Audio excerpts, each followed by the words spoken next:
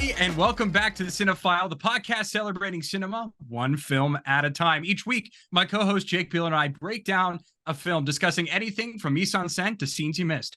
Today, we're going to be discussing how the consequences of our actions make us who we are in 1983's All the Right Moves. This is our first in Football in the Fall. That is correct. That is our new series that Jake and I are doing. And it was my pick this week.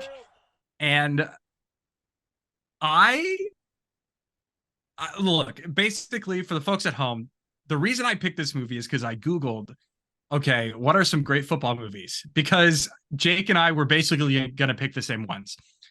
And so I Googled All the Right Moves. And I was like, well, we just did Do the Right Thing. So All the Right Moves seems like the next right move. And I don't know how to respond when I'm the one that doesn't like the movie that I picked. Like I can't do the classic, well, I'm glad you liked it. Because I'm gonna take a fat guess and say you weren't a huge fan of this one either. Not exactly. I'm glad that somebody likes this. Yes. Because we both don't. There are some interesting qualities to this. Some interesting things that I'm excited to talk about for this. But overall, not my favorite movie. The story felt very kind of disjointed for me. It's very young Tom Cruise. This is, I think, like he starts acting in like 1980 or 81, something like that. And then this is 83, so he's only a couple years in, and he's not the Tom Cruise of even Top Gun. No, which came out like a couple years later. He hasn't quite stepped into the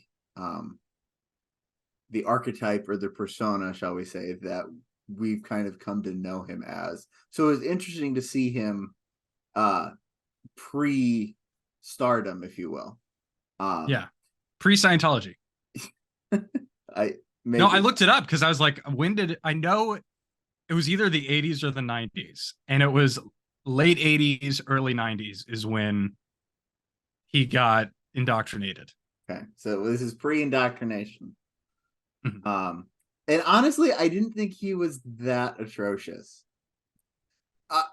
Let me put it this way: there are worse performances in this movie than his. I agree. I agree. When you hold this up to the rest of his body of work, yeah, it's not that good. But I think there is almost a naivety and an honestness that maybe we're not used to seeing from a Tom Cruise performance. Like, you don't think of them as like Tom Cruise action star in this, right? You know, as you would see him in Top Gun or in a Mission Impossible movie. This is not that, and so for this character, I think it works a little better than what we know Tom Cruise as now. So yeah, I think it's interesting from that standpoint. But yeah, I hadn't seen this one before. I've seen a lot of football movies. My dad was a football coach all growing up. I have some fond memories of going to practice with him as a wee child, and there are even pictures as a wee little lad. There are even pictures with me Lucky Charms. I've seen pictures of me when I was a baby. He'd be holding me up and watching game film for the next week. When I was when I was a little baby. I don't know why I'm saying we. Wee. I guess I'm just having. And then you kept going. You kept looking up and be like, "Dad, where's the horizon?"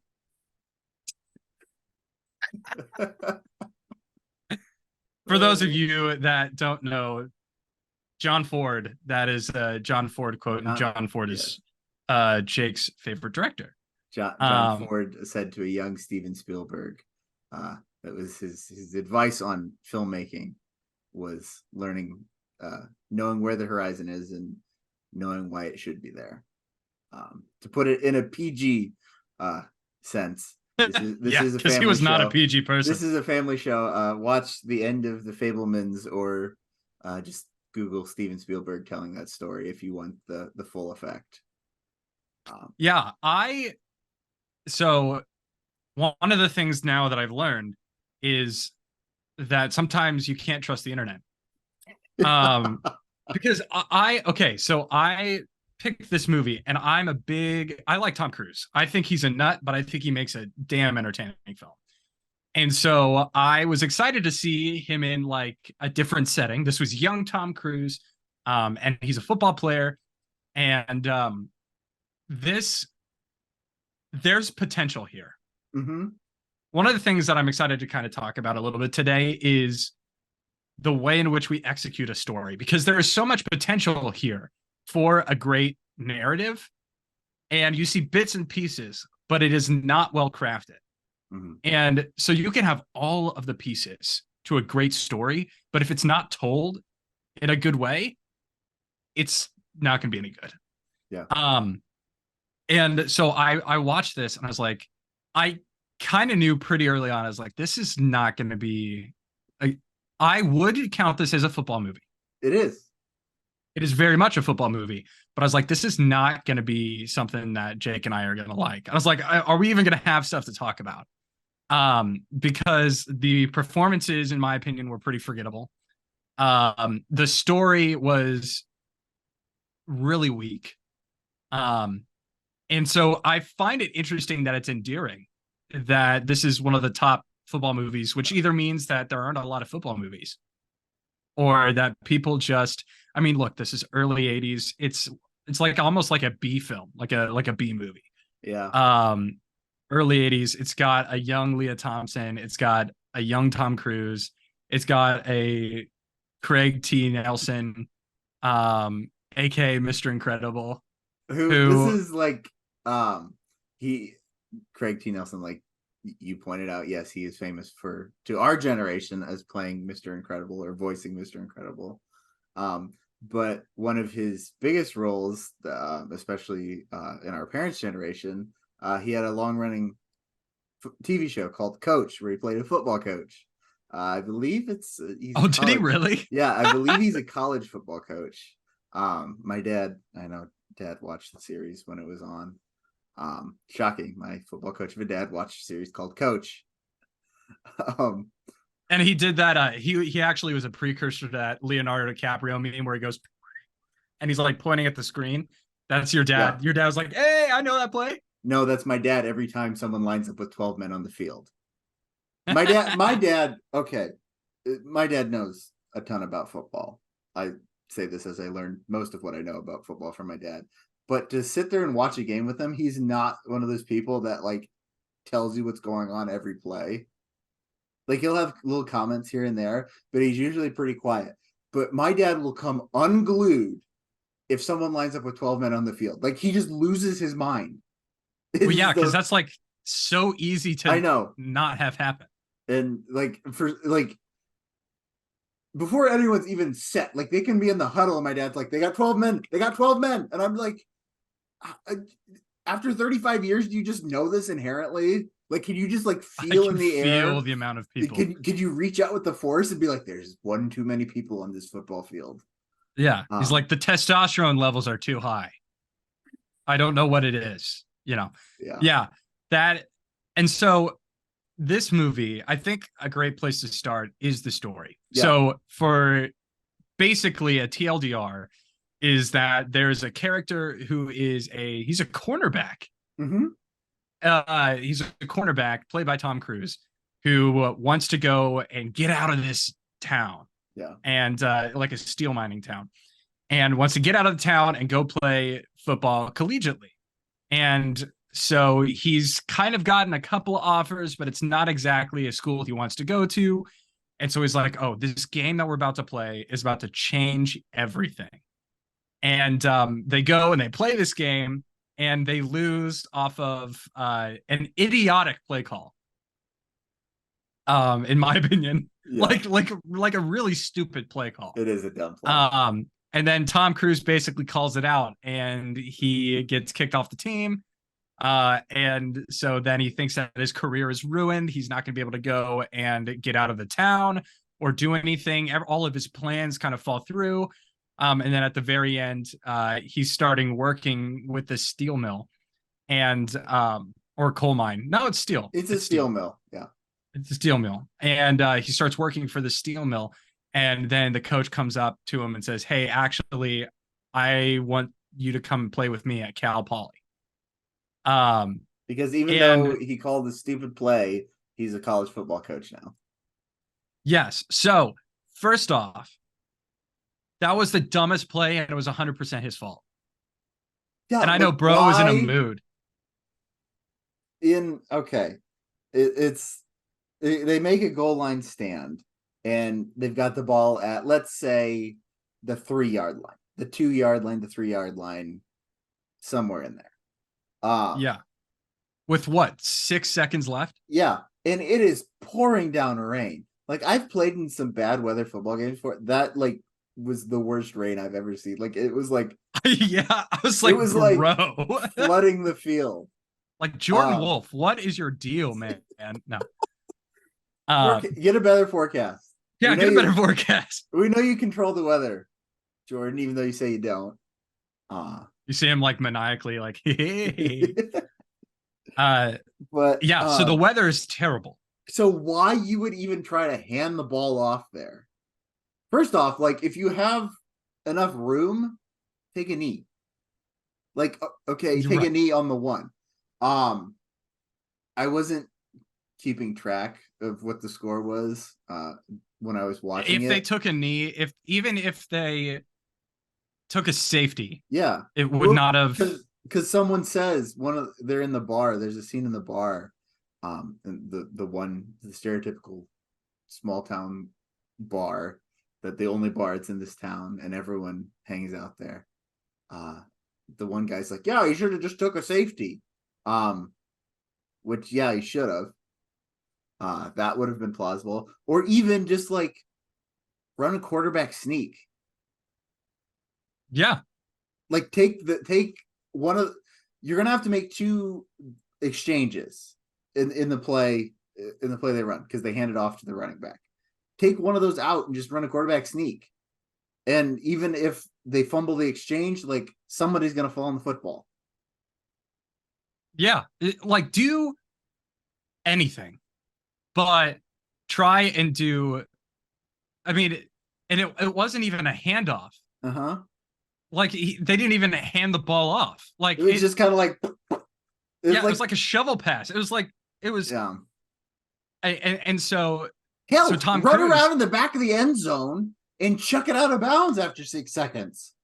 Yeah, I mean, hell, Johnny Manziel could have done that. Johnny Football. It was announced recently that he never watched film at all. That doesn't surprise me. Yeah, in the slightest. And so that's where I really started to take issue with this film, is because this is supposed to be like this big kind of conflict and character moment for both Tom Cruise and Craig T. Nelson, and it fell so flat. Yeah, it fell so flat because the thing that needed to happen is to show that Tom Cruise loved football, like loved football, and that he was good at it. And what did we not see in this movie? Him loving football and being good at it. And especially when you have your main character play a cornerback, you have to show him balling out and, like, shutting people down. You need to show, like, we need a Micah Parsons. Like, we can't see just 1 or 2 plays with you and you're supposed to be this great guy and you did pass interference both times. Like, he's like, oh, it was a great tackle. It's like, dumbass, you need to go for the ball. like you go for the ball first, but then put yourself in the position. And so this is where I realized, it's like, oh crap, this movie is not going to land, because the building blocks, the foundation for where they wanted to take this story was not set up properly. So, like, would you agree with that?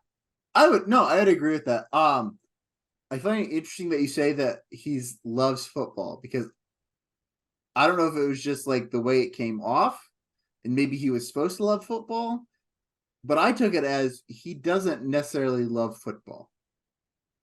Like he Did likes you did you he. take it I did you took take it as like he loved the idea of getting out of the town and that was kind of yes. his. I took it Okay. as he likes playing football. He's figured out that he's decent enough or good enough. I mean, how good can a 5'10" white cornerback be? 5'10". Yeah, It's I looked it up because I was like, I know Tom Cruise isn't 5'10". He's 5'7". yeah. And bro is like, as a 5'10" quarterback. I'm like, bro, like, Shut up. shut up. You're We 5'7". we all know how tall you are. Um, No matter how many apple boxes you stand on in the scene. Like, we bro all has like know. a Jenga tower that he has to stand Yeah. on top of. Yeah. I mean, he married Nicole Kidman. Nicole Kidman's like over 6 foot. Had to Anyway, help his kid somehow. Um, talk but about meat in the anyways, middle. so I took it as like he's like I kind of like football. I'm good enough at it that I can use this as a way to get out of the town, as a way to accomplish this dream he has of becoming an engineer. That's what he wants to go study.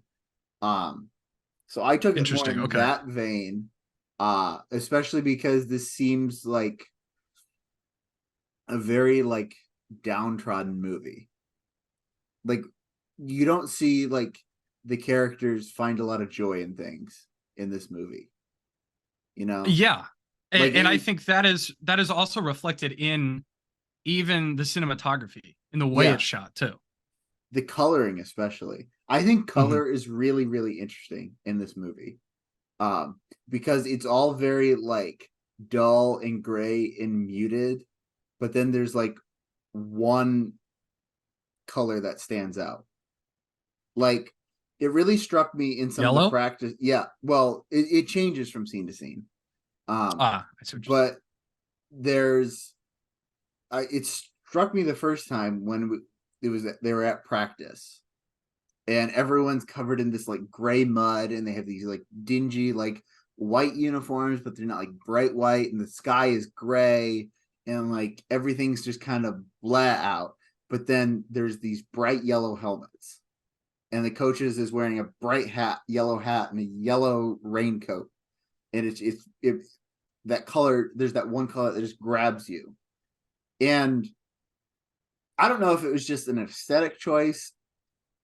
The more I've thought about it, the more I'm like, okay, you can make an argument for like a story purpose. Like I was trying to look at it from uh Tom Cruise's point of view of like, okay, everything around him is dull and boring and gray, and that's reflective of how he feels about the town that he lives in. But football is the one shining light that's going to help him get out. So then the football helmets are Sure. shining. Um, trying, like I said, I don't know if that's 100% narrative or was a narrative choice. I think a lot of like, especially when it comes to like color theory, a lot of it can kind of be filled in on the back end. Um, Yeah. I think Which some, I actually like low key love to do. yeah, Yeah. I think sometimes filmmakers are just like, yeah, I like this color palette or I like how this looks, without Yeah. necessarily I having mean, a I even reason. texted you about Antoine Fuqua Yeah. because Equalizer 3 is in theaters right now. And I've been working some Equalizer 3. And so I see bits and pieces and I'm like, he always has a certain style of color grading to his films that kind of annoys me just a little bit. It's kind of like the last Harry Potter films got progressively darker, and in my opinion, while I think it worked for maybe the fifth film, it got really, that's like a cheap way to try and indicate subconsciously to your audience that it's a darker story. In my Yeah. opinion, it's like the same idea we talked about Dutch angles last week. Mm-hmm. Like using too many Dutch angles is a cheap way to try and subconsciously tell an audience that something's amiss. Yeah. It's kind of the same way. And like that even for me, because I didn't notice necessarily, I noticed how dark it was. I was like, do they not have any lights in this town? Like it is just a very dark film. Yeah. And I can understand maybe where they're coming, Mhm. like with that narrative purpose that you were kind of talking about, like the darkness of the potential of staying behind, but the brightness of the future that could be with football. Um, but even the script, it's a lot of like tell don't show, Yeah. right? I The mean, how many times dialogue is is terrible, yeah, first of all. yeah. How many times does Tom Cruise say like, "Man, we're gonna get out of this town"? Yeah. Like that is so basic, It's but it's very the same. 80s cheesy. It's very 80s cheesy, but not in an endearing way. Yeah. And it is the same kind of idea. So we have that, and then we have what we just talked about with the color. And it's like you see the seeds of these ideas that better filmmakers don't rely on it too much, right? Or like I said, a lesser filmmaker would use a lot of tell don't show, Mm-hmm. but a better filmmaker would use a lot of show don't tell. They would Yeah. show the necessity or the feeling that Tom Cruise's character has to get out of the town. But you don't really see that. You just hear a lot of, man, we're going to get out of here. And then what did I text you? I said, um, oh, I said, if you wet your willy, you might not be able to leave Philly or Pennsylvania, Brian. Because then Brian's like, man, like I knocked her up. And then Tom Cruise is like, well, now you're not going to be able to get out of the town. And then at the end of the movie, Brian's like, I never wanted to leave the town. This is like, I have a kid, man. I'm like, what? Your Yeah. motivation? No, like that's not. Anyway, so I think there are, and that's why I said there are a lot of different pieces where I could see potential, Mm-hmm.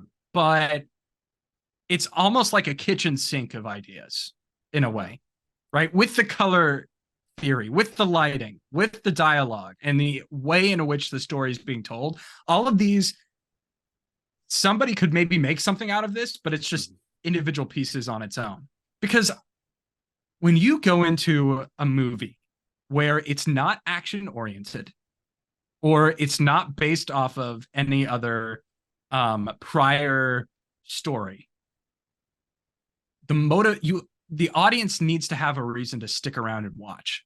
And typically that's character motivation. If you make the characters interesting, the audience will watch most of the time. So this film, you needed to have the characters be interesting, and they just weren't interesting. Yeah. And like you said, the dialogue in this movie is just garbage. It is. I was like, we could write a better script. It's pretty cringe. I find it interesting that you keep talking about bringing up the building blocks or the seeds are there. For a better filmmaker could have made something out of this. Reading up on this movie, it's the directorial debut of Michael Chapman's the guy's name, and this is his first film he directed. It's the directorial debut and finale of Michael Chapman. He made a few after that, but he was around Hollywood for a while because, come to find out, he was a camera operator on Jaws and The Godfather, and he was a director of photography on Taxi Driver, Raging Bull, The Fugitive, Scrooged, and Kindergarten Cop, just to name a few. So, holy crap, this dude's resume is stacked. Yeah. So I find it so interesting that like he makes a somewhat crappy movie. But we keep talking about how like we want more from the story, and it's just very flat and it doesn't make sense, and the character and the performances aren't there. And it makes sense when you know this guy comes from like the visual side, the camera side of film. Because like once I read that, I'm like, of course I can like find a way for the color to make sense and like make it a story thing. But like the characters are so flat because this guy knows cameras and knows how to present an aesthetically pleasing visual image, but he doesn't know how to direct people. He doesn't know how to direct actors to get a better performance. He doesn't know how to help correct dialogue to make it sound more natural. That's not this is his first foray into that, and it kind of didn't work out, I think, for him. So yeah, I find that really interesting that we're talking knowing like this guy's resume. Like I feel like it makes sense for how this movie turned out in a way. Yeah, I think you're absolutely right. That is very interesting to hear because he worked with a lot of great storytellers, right? He worked with Scorsese, he worked with Spielberg, he worked with Coppola. But and that's why I think it's interesting that we see a lot of seeds here. Mm-hmm. It's like he knows that these need to be there, but he doesn't know how to make it happen. Mm-hmm. You know, it's like he sees like a painting. It's like, okay, I know we need like these 3 colors, but I don't know how to make it look like that. Yeah. And yeah, that's fascinating. And I honestly, I didn't think the cinematography was anything special. Actually, no, it wasn't special. I wanted it to be better than it was. Like I kept like watching it and waiting for like, okay, it's gonna get here, or like I was waiting for the edit to be like, oh, this is gonna be really good, and then I'm like, we're hanging on the shot too long, or I'm like, this should have been framed like slightly this way, you know what I mean, or like it's the frame is too empty, so it was just like I kept waiting for it to be better than it was. So one of the things I kind of want to do with the rest of our time before we go into Rosebud and Thorn is I kind of want to pitch back and forth ideas on how to make this movie better. We've talked a little bit, and so this is a little bit different, and Jake doesn't know that I've come up with this idea. This is, I'm putting you on the spot a little bit, but I'm also putting myself on the spot because I just came up with it myself. You're always on the spot. And so different ideas on how to improve either the story or the look. And so I'll start off. This is a football movie that does not have a lot of football in it. I would say the same thing. So we only have one game where we see him play. And I think what would be really effective is if we would have seen a montage of a whole season. Mm-hmm. We would have seen a montage and then intercut in that montage of different clips from different hits or different games or things like that. Something about like records being broken or something like that. I think that would have, first off, made it more football centric. We would have seen that, okay, there is that established love of football. And even if there's also not, like, because honestly, what's more interesting is the angle that you said you felt like kind of Tom Cruise's character had of this is just the way he knows how to get out. Yeah. And I feel like even there, we didn't see that. Yeah. I feel like more football, like, wouldn't have just made it like a better football movie just because there's more football. It would have made it a better movie, period, because football is supposed to be this story device or this metaphor in this movie, and it just, there's so little of it, you don't get it.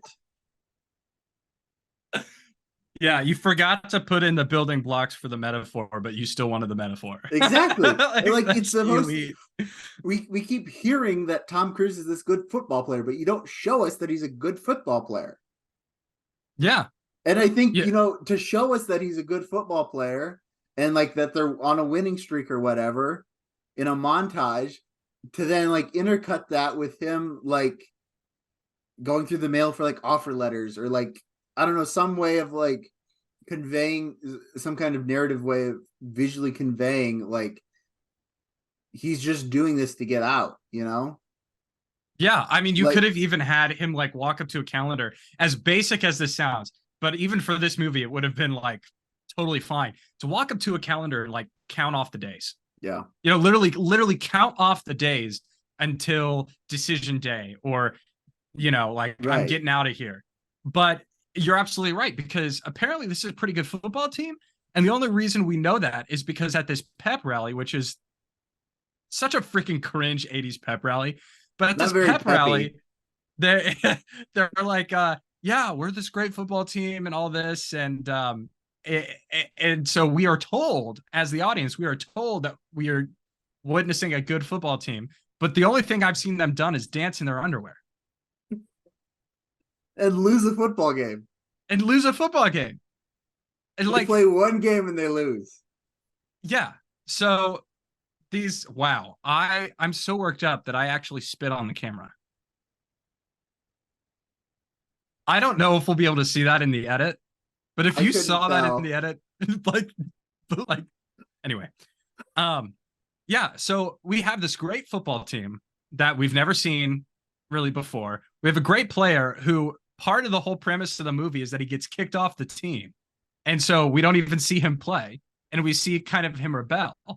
The other thing that I think would have been really interesting and would have been maybe more powerful is to show almost like a parallel between Craig T. Nelson and Tom Cruise, right? Because they're both trying to get to college. Tom Cruise is trying to get to college to be an architect or an engineer, an architect of machines. And Craig T. Nelson wants to coach collegiate football. And so it would be really, because there's an interesting scene that happens later in the film with Leah Thompson's character and Craig T. Nelson's wife about how she had loved somebody in high school and then she went to college and then met Craig. And how she goes, I really loved him. And then, I mean, Leah Thompson was trying to make mountain out of molehill with that one at the very end where she goes like, I love you, like sign it. And so you could see that there was supposed to be some sort of character development there, but there's a significant amount of this movie where you've got Tom Cruise, like Tom and Leah as a couple. And I feel like it doesn't have much meaning because there doesn't seem to be the narrative. Like there doesn't seem to be a deeper meaning there. Like him kind of wanting to get it on. And she's like, no, I want to do it like proper. I guess if there's that, he feels like the urgency of leaving the town or making sure that he gets a scholarship or something like that. You can kind of play off and you see how that speeds and bleeds into the different elements of his existence, meaning that he wants to get it on quicker because he's just constantly in this gotta go mode. But we don't see that. Yeah. So it's like so many of these moments fall flat. And so that's another thing I think they could have worked on is really have a parallel of these two characters who kind of maybe oppose each other in philosophy, but are trying to get to the same place in a way. Yeah. And to see how they handle different things one way or another. I think that might have made the film more interesting. Yeah, I would have added another layer to it. And I also think like you bring up Leah Thompson's character who plays Tom Cruise's girlfriend, like she goes along with this whole thing a little too easy for my liking, knowing that there's a year separating them in school. So he wants to get out of here, but that means he's going to leave her behind for at least a year. Right. And so it's like, if they love each other so much, like there seems to be like, it just seems to be accepted. Like, oh, I love you so much, but then like, you're just going to go. And like knowing in real life, like those kind of relationships are hard to keep intact. One person staying in high school and the other one going off to college. And so I feel like that would have been like a moment for like some real like tension to show there of like, he wants to go, he knows he needs to get out of here, but maybe not everything he's leaving behind is bad. Like he's going to leave behind his girlfriend. He's going to leave behind his dad and his brother. And so it's like, as much as he knows he wants to get out, there would have been, I think, really like would have built his character to have moments of him like being like second guessing whether he really wants to leave and what that means and the consequences of leaving for the relationships he has with the people that are closest to him. Yeah. So those are a couple things that I think would have made the film better. Now is the time, in the podcast where Jake and I do our rosebud and thorn. As always, Jake, I'm going to pass it off to you first. What are your rosebud and thorn? Roses. So I actually have a couple. Really? Yes, somehow. Yeah, I was going to say, I don't know how many I got. We'll find out. For these roses, bear with me here, and they're going to be subjective to this movie. Okay. I usually try to be a little objective with Rosebud and Thorn, but here we're going to go subjective because otherwise I wouldn't have any roses because this movie's not that good. For this movie, though, things I liked about it, I liked the color grading. Like I said, it was, I kind of enjoyed being able to go through and be like, oh, like I see like how this color is supposed to mean something and how like the balancing. I just like color grading in general. So like the fact that I was able to like look through this and be like, oh, I get how this plays into the story. I really liked. So and the images, maybe not the camera work, but like some of the image composition I really liked. Especially in some of the football scenes. The few football scenes that we get in this movie. Yeah. And then I'm also gonna say Tom Cruise, just because it is a different style of Tom Cruise character than we normally see. I mean, he had a crucifix. I know. He was. And he taped it to his chest. I'm like, bro. He's Catholic. Like, that's freaking wild. Yeah. That's back when Tom Cruise, because I think he was Catholic. Was he? Was he raised Catholic? He was raised Catholic, and then Zeman went wackle doodle. Oh, Scientology. OT8. He went clear. I look up like a lot of Scientology stuff because it's so stupid that I like read into it, like and like look at how dumb it is. Okay, anyway. Some people in the comments are like, "How dare you?" I'm like, "Look, you could say Christianity's stupid. It's right, but you could say it's stupid." But Scientology is, I mean, stupid. They stalk people and break up families. Anyway, stupid with a capital S. Anyways, but I'm gonna say dialogue. I'm gonna say Craig T. Nelson. Okay. I'm gonna say the soundtrack and the score. I felt like it was supposed to be like very like 80s like rock anthem / ballad / like I don't know, like but there were no good 80s rock anthems or ballads in this. I was waiting for it to be like a song I recognized or even just a song I liked, period. And there weren't any. I like what they were going for, just it didn't pan out. So like so many things. That's why it's a bud. Yes. And Thorn, really just my biggest issue with this, I'm going to say story, and then I'm also going to say pacing, because the story, like we've talked about, like the parts are there. You just couldn't figure out how to put them together right. You know, right. There were things there that we could have built on and just it didn't happen. And then also the pacing really bugged me because, as you guys have probably caught on if you've seen previous podcasts before, I like hitting my meter marks with a story. Like, you know, I like having like, oh, this is first act, this is second act, this is third act, like finding my different story points. This is just me being a storyteller and a filmmaker. I like kind of taking that apart in my brain. And I felt like this movie was so like, everyone remembers that story mountain you had to do in like elementary English class when you're just like, how do you like, this is how like stories, rising action, climax. That mountain was like a cliff on the front half of the movie and like a gentle like rolling slope on the back half. Like we got to like the midpoint so fast, the quote unquote midpoint. I agree. Yeah, we got there so fast that I was like, whoa.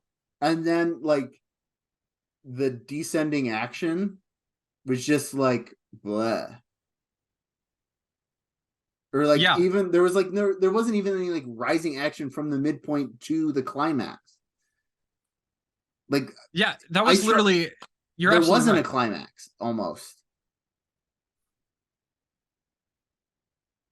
Like, I feel like the end is a climax in a way, but like it's I think the climax is probably supposed to be considered when he goes and dumps trash on their lawn and he gets caught. really, huh? And the reason I say that is purely because that is the most significant thing he does in the movie. Okay. Like that has the most repercussion for his character. Yeah. Yeah. For me, Rose's runtime, it was short. No, I'm kidding. I only wasted an hour and a half of my life on this. Exactly. I actually, of all of the performances, I thought Craig T. Nelson's was the best. Really? Yeah. Or at least he had the most to do. He was Okay. he was the most interesting. So I really liked him. So I'm gonna give him a rose. Um Other than that, like I was trying to rack my brain and I really don't have any other roses. I was really pretty disappointed with this movie. And I think that's partially because I thought it was gonna be good. Yeah. Like And you love Tom Cruise, so seeing a bad Tom yeah. Cruise movie, I feel like is the beginning of your villain arc. Oh my gosh. What do the kids say? I'm in my villain era. Something like that. Yeah. But Tom Cruise is going to be a bud for me. Okay. There is some potential, but especially with him being this young in his career and such an inexperienced director, he did not get the best performance out of him. Right. I would say that the dialogue is also a bud for me. I thought it was really heavy-handed and not great at all.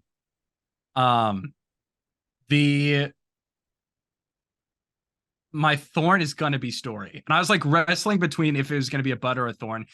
It is a thorn. It's not good. I wanted it to be something different.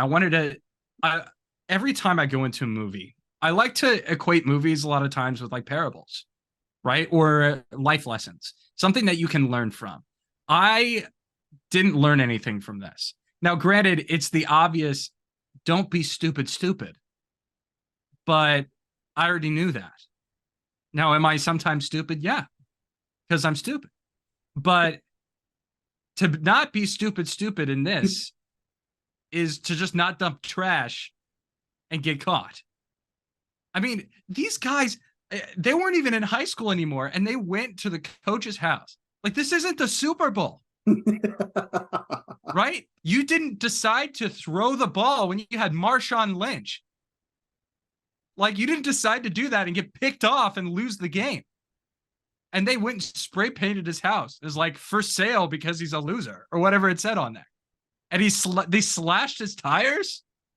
Like, dude, it's high school and it wasn't even like the championship. It was a pretty extreme moment. They had another game after that.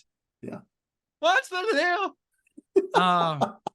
I'm so frustrated that I've turned into Jerry Seinfeld. That's how I know when you get real riled up is the Seinfeld. The Seinfeld voice comes out. There's no jazz.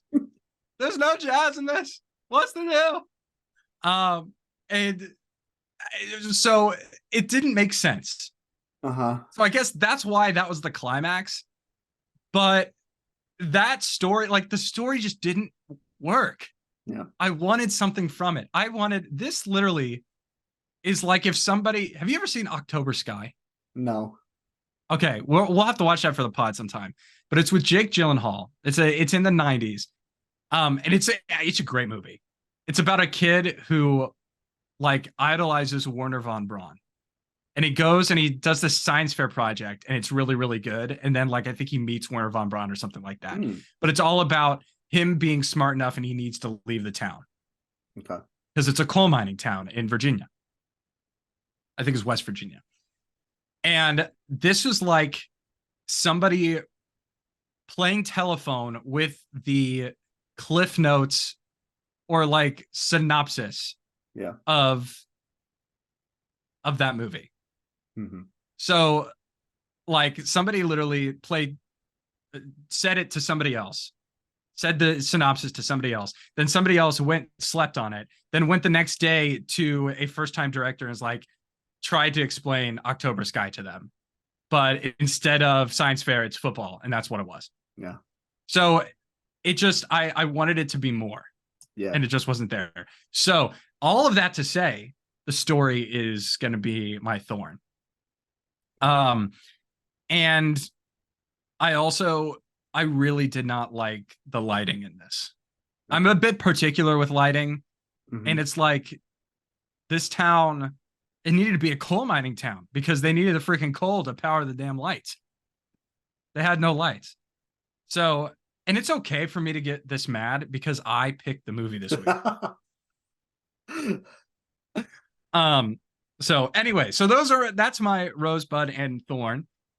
Next, we're going to pass it off to who do we think we are? Jake, who do you think I am in this movie? So, was really kind of a stretch here, but I did find someone that I'm like, aha, because there's a certain character that plays a certain instrument that a certain co-host of this podcast is a huge fan of, apparently. So much so that he played it for 6 whole weeks. You know how many hours that is? A lot of hours. Like you played it for 6 weeks straight. No. I played it one period 3 times a week for 6 weeks straight. So what, like? And did I practice at an home? hour? An hour? I never practiced at home. An hour 3 times a week? Oh, stop. Oh, shoot. So, yes, you are... You are Lisa because she plays the saxophone, and you told everyone last week how much you love the saxophone. Yeah. I'm a big fan of the sax. I know. I literally noticed when she was in when they were doing like the pep rally, and she pulled out the saxophone. I texted you and I was like, "What instrument does she play?" I know. You were literally Leo DiCaprio. Hey. For me, this was also a stretch because I was like, none of these characters have anything below the surface. So it's like, so I went with Craig T. Nelson, the coach, not only because your family has a bunch of coaches in it and that you love football, but for some reason, the fact that he carries around like a wedge, he carries around like a 9-iron. I know. So confused. And I was like, for some reason, I just thought that'd be really funny to see you carry around a 9-iron. Like, you don't beat anybody with it. I hate golf so much. I'm terrible. Well, you have to go sometimes, right? Well, I play for like sometimes like socially. Like in a golf outing. Yeah, which that's a whole nother podcast on why that is a social event. But that's just drinking outside. Yeah. With extra steps. Yeah, that's the point. Yeah, it's a darty with extra steps and less music. Like there's music. The sweet sound of nothing. Yeah, so I really, I don't know. I just thought you would think it's kind of funny, and it'd be really funny to see you with a freaking like 9-iron just walking around grabbing people by the helmets, pulling them out there, and that hurts, by the way. I know. If no one's ever had that happen to you, like that hurts. I mean, you know, I played football. Yes, I do. I do know you played football. We're not going to tell the story here on the podcast of how he knows that I play football. That is for you to tell if you would like. Yes, yeah, and I do not want to tell this story. Anyway, we are now going to move on to some final thoughts. Jake, passing it off to you as always. What are your final thoughts on All the Right Moves? Final thoughts. It didn't make any of the right moves. Facts. FAX. Facts. This really is the 80s. Yeah. In all seriousness, this is not a good movie. Is not even that good of a football movie because there's not that much football in it. But it's okay. We made it through. And there's probably someone out there that likes this movie, and more power to you. There are, I don't want to call them redeemable qualities, but there are things that have potential that I'm like, okay, I see where we could have gone with this. And honestly, I would love to see a remake of this movie with an actual good director. I think a remake would be well warranted. Like, hell, I'd watch a remake with Tom Cruise. Yeah, as a football player. No, as the coach. Bring him back as the coach. Don't tell me we're doing a Top Gun again, but with all the right moves, and he comes back as the coach. I mean, holy crap! It would be interesting. Wait, I would watch it. It would be interesting. He has to come back to that town and coach. No, we just forget the first movie ever happened and redo it. A remake that completely forgets what it's based off of. Valid. I would be okay with it. This movie for me is just such a fat L. Like, and it's one of those movies where you start watching and you're like, okay, I know this is not going to be good. But I did it for you folks at home. I watched it for you folks at home. It was just very disappointing. And now, granted, if you like this movie, we're really glad to hear that. But Jake and I both just don't like it. And that's okay. As we say all the time, cinema, film, it's subjective. I like things that Jake doesn't like. Jake likes things that I don't like. That's okay. But we can all come and have a discussion. And so Jake and I have come to have the discussion that we both hate it. It is such a forgettable movie. Yeah. There's a reason I didn't know that this movie existed. Exactly. And I would be okay with forgetting that this movie ever happened. So it's just, I can't recommend a watch. Yeah. I can't. Am I glad I got it over with? Yeah. And does this just make me more excited for good Tom Cruise movies? Yeah. But, and I know, I'm sure some people are like, how could you say you like Tom Cruise? I'm like, because I find him very entertaining. So those are like my final thoughts. They're really short and sweet this time. Obviously I already had the rant as Jerry Seinfeld. But the real question is for you folks watching, did you like all the right moves? Do you think they made all the right moves? Let us know your thoughts, your review, your rosebud and thorn down in the comments down below. If you like this video, hit that like button and ring that bell with the subscribe button to make sure you get all notifications on upcoming content. Jake, what are we watching next week? So this is a movie about high school football. We are going to pro football next week. All the right moves too. Electric Boogaloo. Pro football kicks off after this episode. So when we come back for our next episode, tomorrow. It will be post week 1. Yes, kicks off tomorrow. The NFL season gets underway. So we are talking about The Replacements. It's from the late 90s, early 2000s. Something like that. Yeah. I want to say it's the late 90s. It's the 90s at least. With Gene Hackman and Keanu Reeves. It's one of I think one of the most underrated football movies, so I'm excited to talk about this one. I'm excited to watch it. I've heard all about it, but I've never seen it. So, and Gene Hackman's a GOAT and Keanu Reeves is an absolute legend. So, there's nothing more to say about that. Make sure to follow us on social media. Follow Cinefile, Jake, and myself. You see the socials right there. For Jake Biller, I'm Ben Sparrow. Thanks so much for watching. We'll see you back here next week for The Replacements. But until then, hot.